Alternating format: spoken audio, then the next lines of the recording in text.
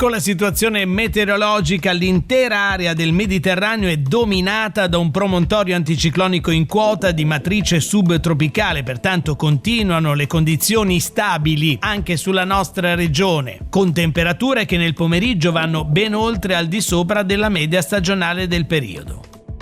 Nel pomeriggio cielo sereno o poco nuvoloso ovunque, con venti deboli e variabili, mare calmo quasi calmo, temperature in generale aumento, massime anche oltre i 20 gradi.